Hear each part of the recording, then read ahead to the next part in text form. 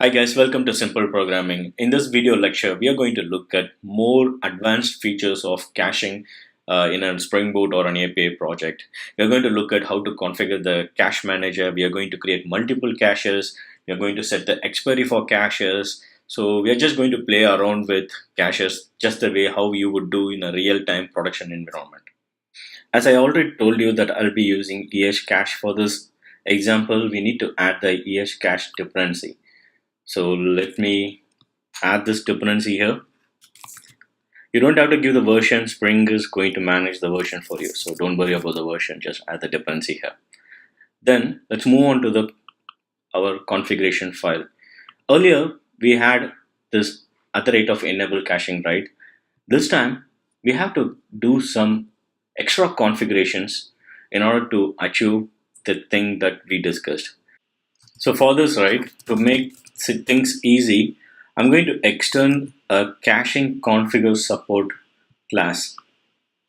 So let me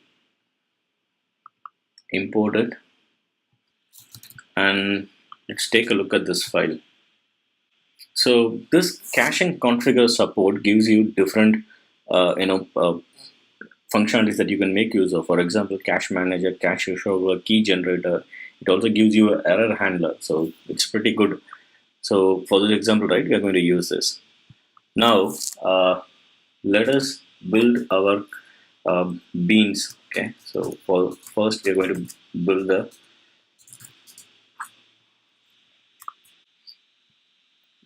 cache manager. Right, we're going to build the cache manager.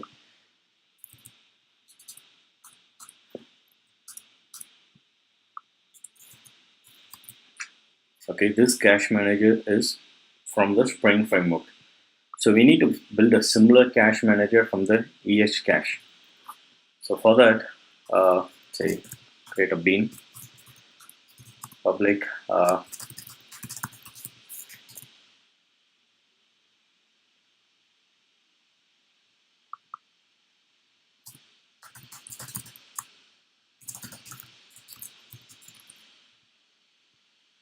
okay, and we are going to use something called cache configuration, which serves as a configuration for your cache. Okay, so create a new.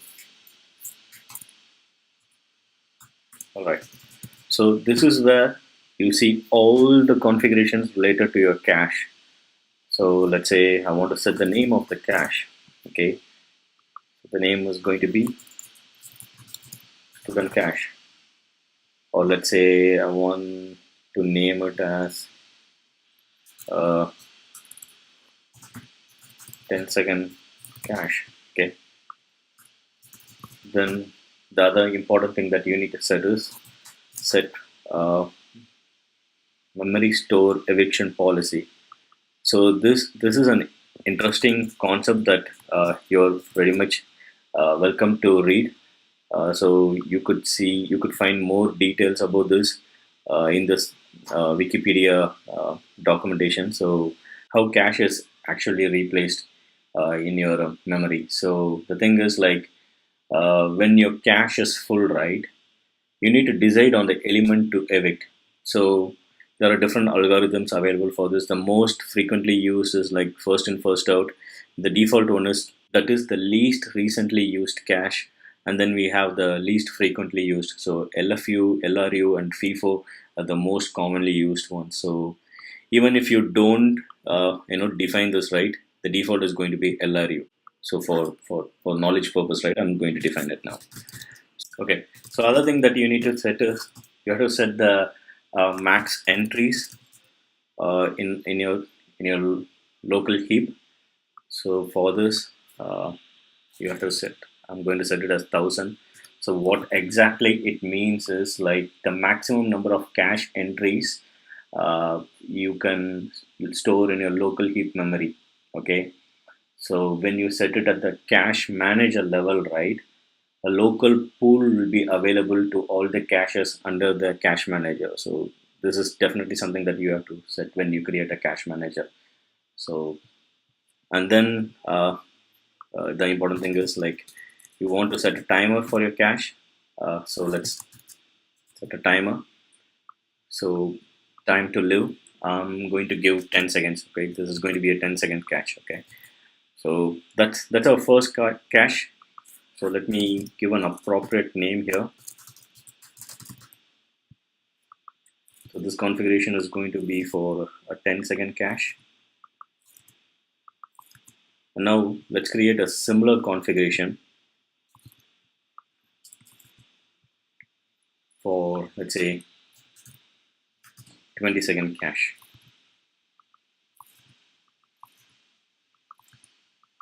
Okay, so this is how you will be creating multiple caches in your application. Sometimes you need a cache to be made available for 30 minutes. Sometimes you want to make it available for 15, 10 minutes, 1 minute. So that really depends upon your business need. Okay, so if you want to create such differentiation in caching mechanisms, you have to configure all these properties so that you can create multiple caches in your application. Okay, so then what we have to do is like we have to create a configuration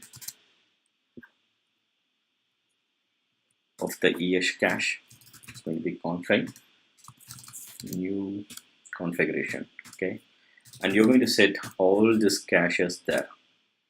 So our 10-second cache is going to be here, and then you have to set the 20-second cache.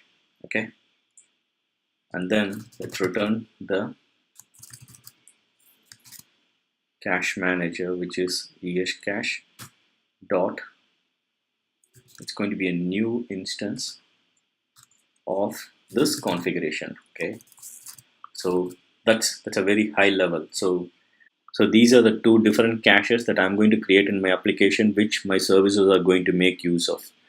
So you can very well go ahead and create multiple caches. Okay, make sure that you have this defined in a constants file, or you take it up from the properties, because for now, right, for this example, I have hard coded everything here.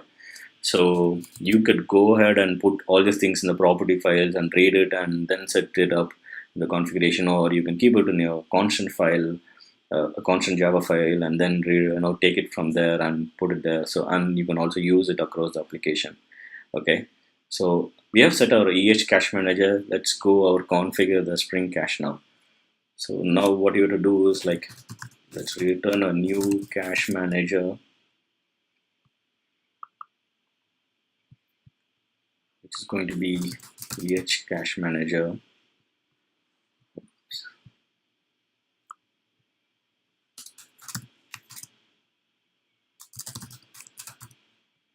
I'll return a new EH cache manager, and this is going to be this EH cache. Okay, yep. So we have completed our very initial setup of configuring the cache manager along with expiry. There are two caches available for us to make use of. So let's go ahead and try to make use of this and see how the output is going to be available. Okay, let me go back to my API service. Now here, what I'm going to do is I'm going to add at the rate of cacheable. Okay, the value is going to be the name of the cache. So the name of the cache is, I'm going to use the 10-second cache here.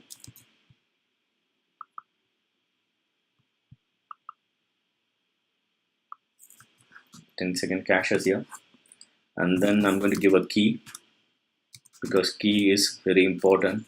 That's how the cache will be identified. So let me say student in cache plus student ID. Okay, and then we also need to define a condition, right? So let me create a condition for this, right? I'll keep it very simple. Let me say I'm going to say is cacheable not equal to null, and is cacheable is true. So what is this is cacheable? Okay, it's going to be another variable in my method. Okay, and I'm going to introduce it here as well as here.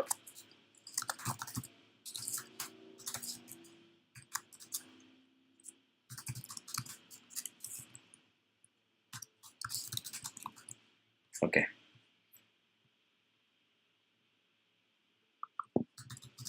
it's going to be a Boolean variable. All right.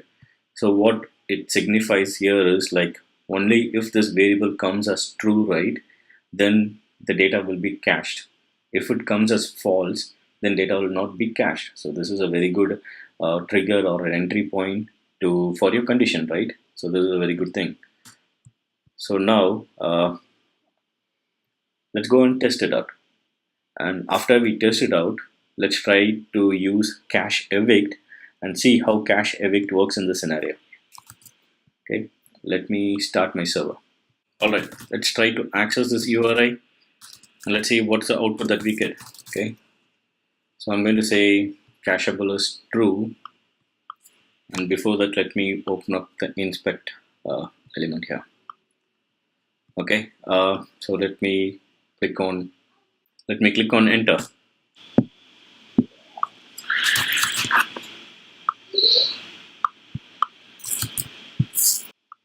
All right, my server is up and running. I'm going to access this URI and let us see what would be the output. Okay, so the student ID is going to be an ID, and I'm going to set is cacheable is equal to.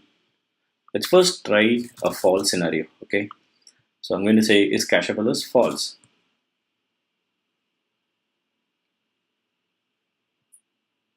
All right, we received an output and the time taken was 4 seconds.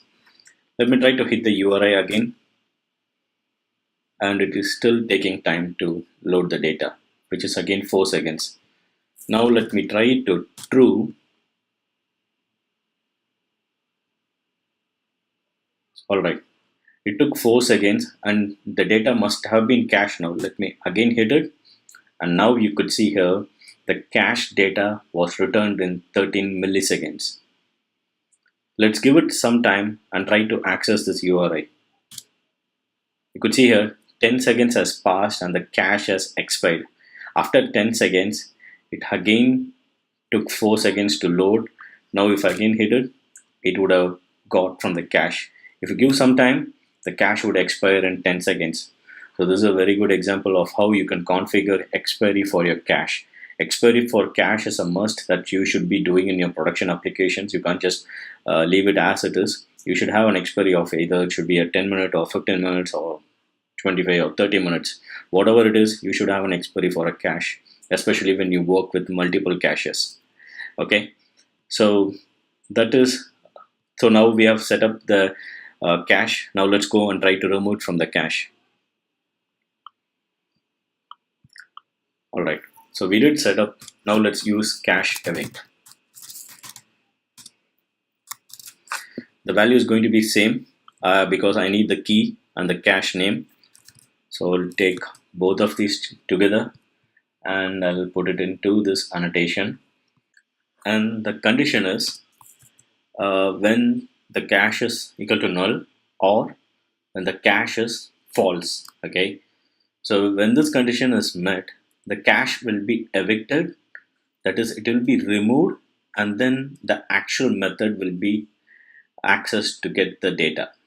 A very simple example, in production you might have multiple scenarios where you want to evict it from the cache, where you want to update it into the cache. Okay, for this example I'm going to keep it simple so that the understanding will be prompt and you can very well visualize and put it into your own example and try it out. Okay, and there's one more important thing that you have to do when using evict, that is there's a special property available which is before invocation. That means before the invocation of this particular method. So before the invocation of this method, all these conditions will be executed, tested, and then the cache will be evicted. Okay, let's see it in action. So let me restart the server. I think for this example, let's use the 20-second cache. Okay, because 10 seconds would be too fast. Okay, let me restart the server again. All right, the server is up and running. So let's go to our browser and test it out. So first I'm going to say is cacheable is equal to true.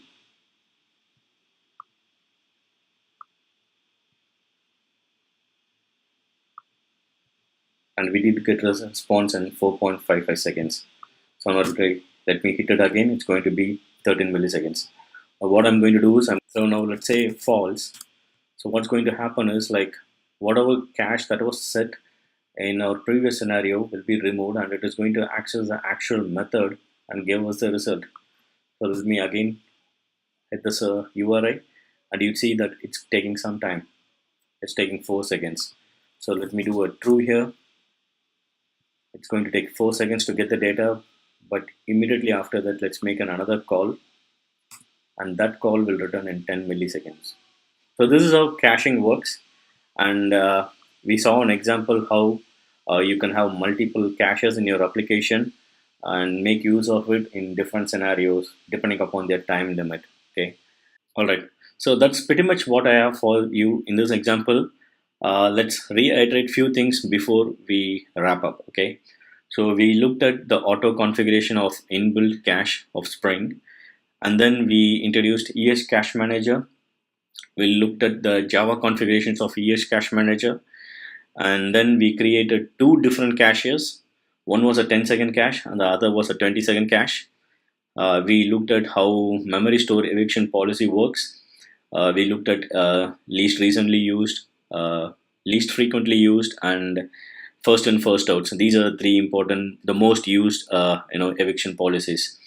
And then we also looked into how the max entry local heap, which is nothing but the maximum cache entries that can be stored in the local heap. And then we did set a expiry, which is time to live. That was 10 seconds for one cache and 20 seconds for another cache. And we saw an example of how to use cacheable and cache evict. And we also went into a little deep to configure the conditions. We looked at before invocation, how that would be useful for you. And then we also looked at the importance of key. Key is a very important characteristics, especially when you work with caches. And then we looked into this example and understood how caching works in an application. I hope this video was up to your expectation. Please subscribe for more such videos. Thanks for watching. Bye.